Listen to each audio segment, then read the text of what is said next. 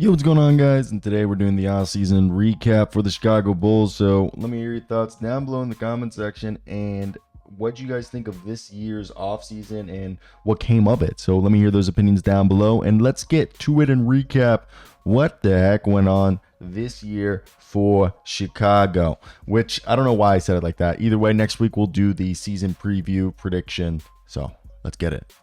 Obviously, this was a transition year, moving on from DeMar. Josh Giddey is expected to help them regain the form they had before Lonzo Ball got hurt, even though they got rid of Caruso. I love Sanogo, who they brought back, and there's a bunch of guys on this roster where the roster looks set. Look, Josh Giddey, Kobe White, Zach LaVine, Pat Williams, and Nikola Vucevic.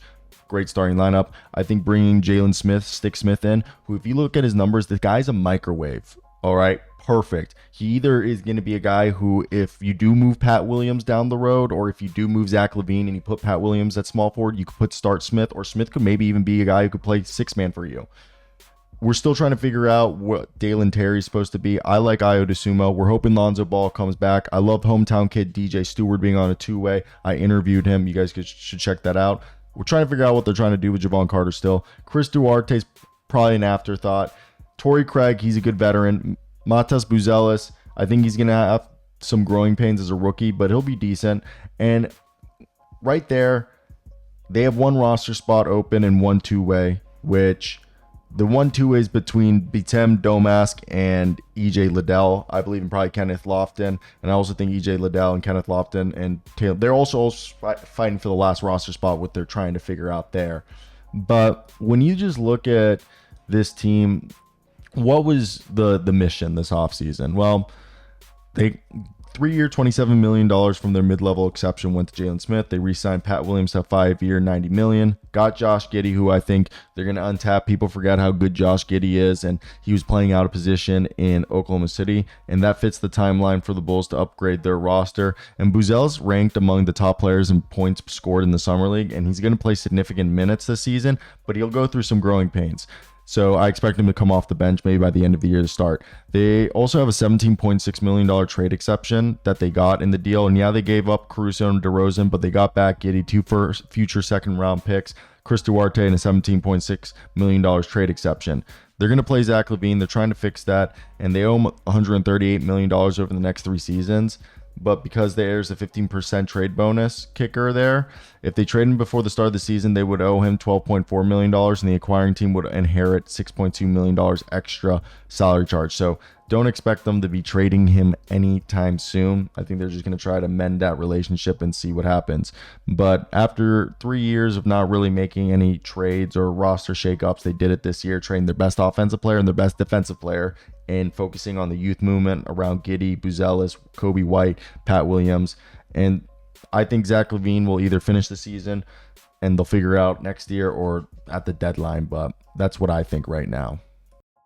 All right, let's talk about how I feel like right here for what this is. The Chicago Bulls are in a weird position.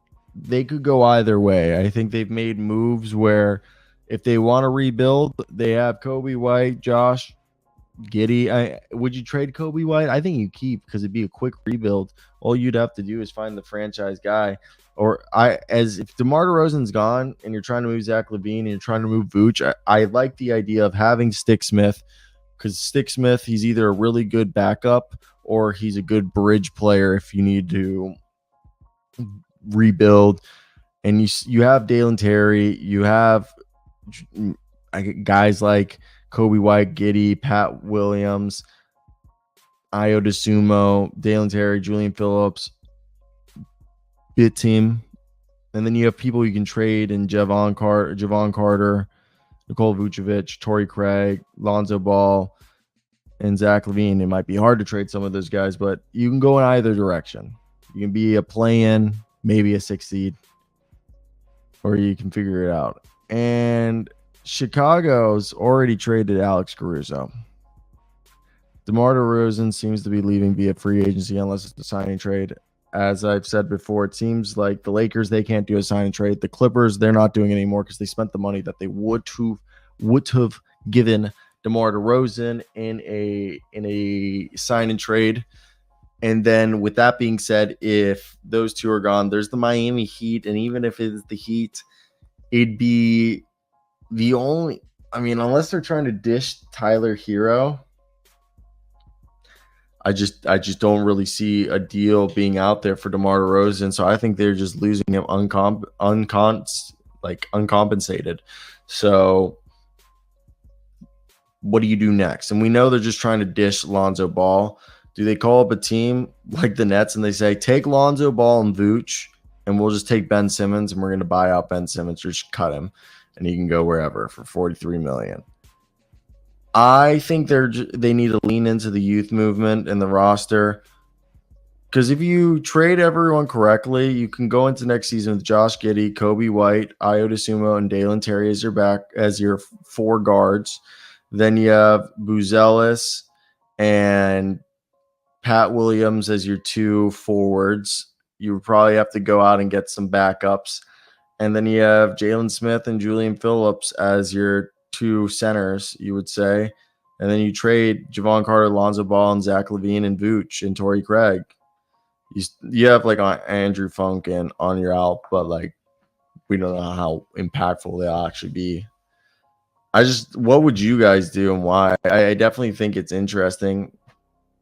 If the Bulls traded Lonzo Ball for Bruce Brown, I feel like you're just sending money off. And yeah, can you get him for a buyout? I don't know what you're doing with Zach LaVine. Can you buy him out at this point? I don't know. I just think it's a very hard situation for Chicago.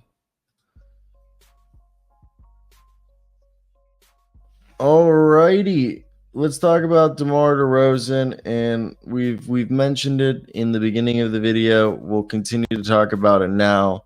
What is it specifically that we're hearing? It's a 1-year prove-it deal. We've heard the Lakers, Clippers. The Clippers have fallen out because they've spent their money, but we've also heard the Lakers and the Heat as two teams. So they want to do a sign and trade. However, DeMar DeRozan is realizing there's no money out there and that he's saying he's not going to take the mid-level exception, which is like $12.9 million, that he's only going to take less money if it's a 1-year deal so he can go back into free agency next year. Now, what does that mean? Where does he go? And also, you have to understand, DeMar DeRozan going to a specific team, what if the Kings are the dark horse? Because he's a Cali guy and he's just like, crap, I'll just go there. Or like the Golden State Warriors. But that's not happening. I was just joking around. He is a guy that I think he wants to make his money, but he also probably wants to be put in a situation. He has to be in a situation where he can play his style of basketball. He doesn't fit every team because of his ISO-centric. So for me, he should have taken that 2-year, $80 million deal if he got it. But look, the 1-year deal works out if it goes well. So with DeMar DeRozan leaving the Bulls and teams deciding to spend their cap space on other players, DeMar DeRozan may be taking a 1-year deal at a lower contract figure than anticipated in order to become a free agent next year when far more teams are projected to have cap space. If DeRozan chooses to do a sign and trade, he has to sign a 3-year deal and is unable to recoup his value, as he'll definitely go down by 3 years' time. So Adrian Wojnarowski says, well, I think there's an interest in DeMar DeRozan, but that's kind of the contract that he might want just is not going to be available. It's not left out there in the marketplace. The Bulls are more than willing to work on a sign and trade agreement to get him the years and money that he might want, but with the new salary cap rules those are much more difficult for teams to do. The Lakers have interest. How do they acquire DeMar DeRozan? That becomes a much different scenario. LeBron James has talked about willingness to take significantly less money to open up their mid-level exception. I think DeMar DeRozan's case, it may not be as appealing to him, but it may look like a 1-year deal somewhere. Let the market reset next year, because if you do a sign and trade, it's going to be at least 3 years, and now you're locked into a 3-year deal at the number you may not like. The Lakers are interested, but the mechanisms that will allow them to create a slot to acquire him, that's going to be a harder part, and it's tough when you give out big money, and there's not always money left for a guy like DeMar DeRozan, who was an all-star recently, but we'll see what happens, end quote, Adrian Wojnarowski said. And at the end of the season, we heard, again, as I mentioned earlier, DeMar DeRozan had that 2-year, $80 million deal, and he turned it down for a longer deal. And similarly, when he challenged free agency in 2021, he had a challenging free agency, and he signed a 3-year, $85 million deal that he has outperformed. And the Clippers and Lakers were options then. So it's just interesting. I don't know. What do you guys think? What would you guys do?